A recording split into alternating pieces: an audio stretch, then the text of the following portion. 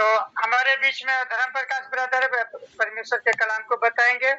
और जो भी कोई भी भाई बहन जुड़े हुए हैं, लेट जुड़े हैं, उनको गीत गाने का अवसर, वर्शिप करने का अवसर, मौका नहीं मिला तो कोई बात नहीं। हम अगली बार फिर से जल्दी से जुड़ के फिर हम परसों के दिन फिर से हम परमेश्वर के लिए वर्शिप करें और परमेश्वर के कलाम को सुने। तो आइए हम वचन को सुने पूरा ध्यान पूर्वक। जो भी हमारे बीच में परमेश्वर की ओर से कलाम आने वाला है तो हम ध्यान से सुने। सारे काम धंधा बिजनेस सब कुछ छोड़ के हम जो भी परमेश्वर ने हमें समय दिया उस समय को परमेश्वर के वचनों तले बिताए। तो बहुत बहुत धन्यवाद। आइए हमारे बीच में धर्म प्रकाश ब्रदर है। धर्म प्रकाश ब्रदर, आपके वेलकम है, स्वागत है इस चैनल पर। आप परमेश्वर के कलाम को बताएं। थैंक यू, धन्यवाद। तो बहुत बहुत धन्यवाद कि परमेश्वर का वचन बताने के लिए मौका मिला है। मैं परमेश्वर को धन्यवाद करता हूं और आप सबों को भी प्रभु यीशु में आशीष मिलता रहे। तो आइए हम परमेश्वर के वचन के द्वारा कुछ बातों को सीखें। और जिस प्रकार से आज का विषय है कि यीशु की शिक्षा से आगे ना बढ़ना, तो सचमुच में आज हम इस वर्तमान समय में देखते हैं कि लोग यीशु की शिक्षा से आगे बढ़ जाते हैं और अपनी बुद्धि, अपनी समझ के द्वारा प्रचार करते हैं। तो हमें यीशु की शिक्षा से आगे नहीं बढ़ना है, बल्कि उसी में हमको बने रहना है। तो आइए हम वचन में देखें। और यहाँ में दूसरा यूहन्ना कलीसिया को लिखते हुए यहाँ उनको सावधान कर रहा है, उनको चौकस रहने के लिए कह रहा है।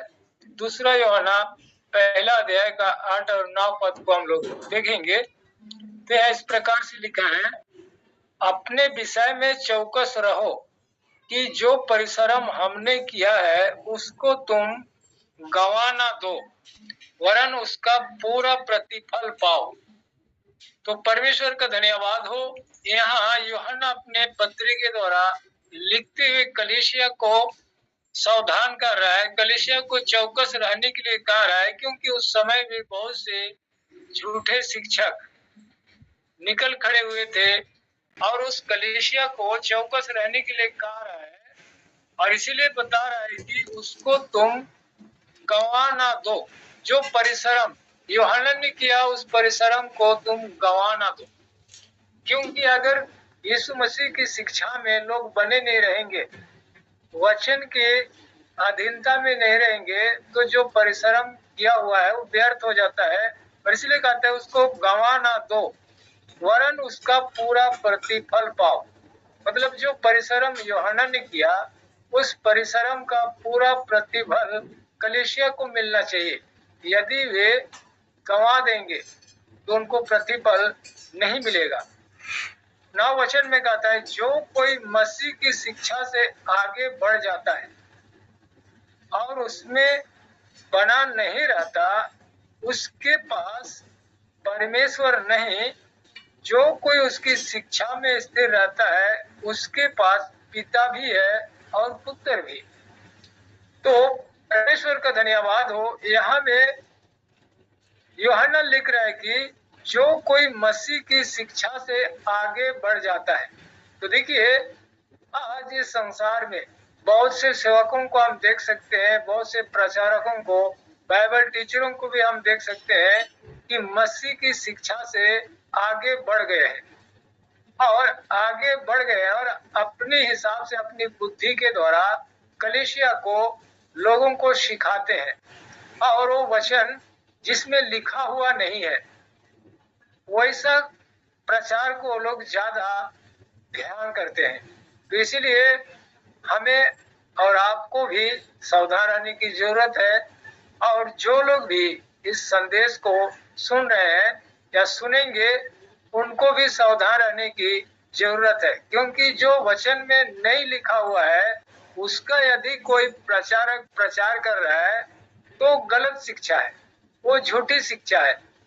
जिस प्रकार से हमें लिखे हुए से आगे नहीं बढ़ना, हमें लिखे हुए में ही बने रहना है। जिस प्रकार से आज इस संसार में, इस वर्तमान समय में देख सकते हैं, जितने कलीसिया हैं, जितने संस्थाएं हैं, वो वचन का प्रचार करते हैं और वो गलत सिद्धांत अपने कलीसिया में लागू करते हैं, क्योंकि जितना संस्थाएं हैं उतना सिद्धांत है, उतना नियम है। वचन में जो लिखा हुआ वो नियम को पालन करना छोड़कर अपने खुद का नियम बनाते हैं और कलीसिया को देते हैं।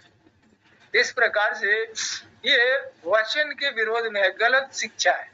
जिस प्रकार से जो सिद्धांत वचन में नहीं है, यदि जो कलीसिया में वचन का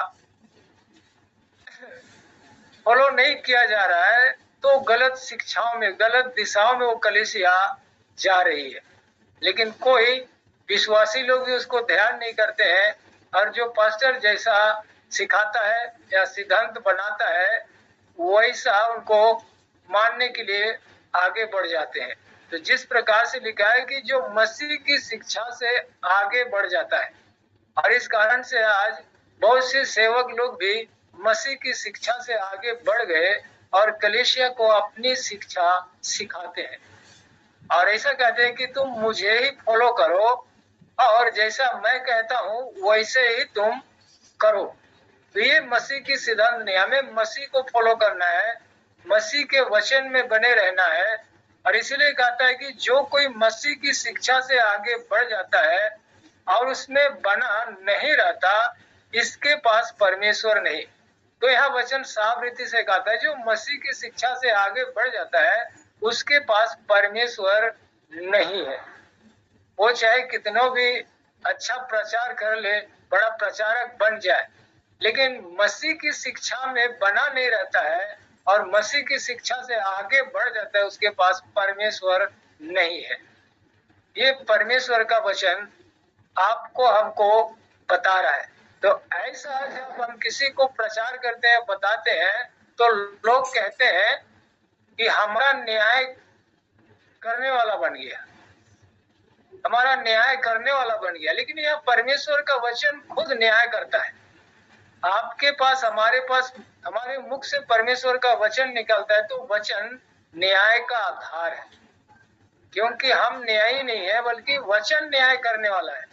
यीशु मसीह ने साफ रीति से कहा जो बातें मैं तुमसे कहता हूँ, यानी कि जो वचन मैं बोल रहा हूँ वही तुमको दोषी ठहराएगा।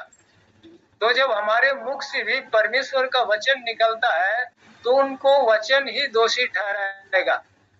और इसी प्रकार कहता है कि जो कोई उसकी शिक्षा में स्थित उसके पास पिता भी है और पुत्र भी। यदि आपके पास पुत्र भी होना चाहिए और पिता भी होना चाहिए तो हमें यीशु मसीह की शिक्षा में बने रहना है। उससे ना हमको आगे बढ़ना है, ना उसकी शिक्षा से हमको कुछ कम करना है, घटाना है। जैसा प्रकाशित हुआ कि 22 का 18-19 में लिखा है, लिखे हुए से आगे नहीं बढ़ना, ना उसमें घटाना, ना उसमें कुछ जोड़ना है।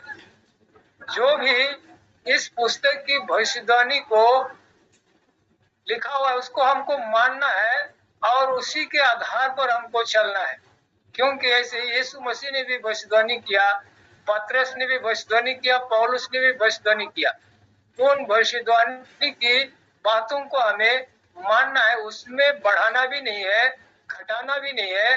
वो जैसा लिखा है वैसे ही हमें लोगों को बताना है और हमको खुद भी वैसा ही चलना है। तो परमेश्वर का धन्यवाद हो कि परमेश्वर इन वचनों के द्वारा आप सबों को आशीष दे और निश्चय ही परमेश्वर आप सबों से बातचीत किया। तो परमेश्वर का धन्यवाद हो। यही मैं अपने वचन को समाप्त करता हूँ। जय मसीह की।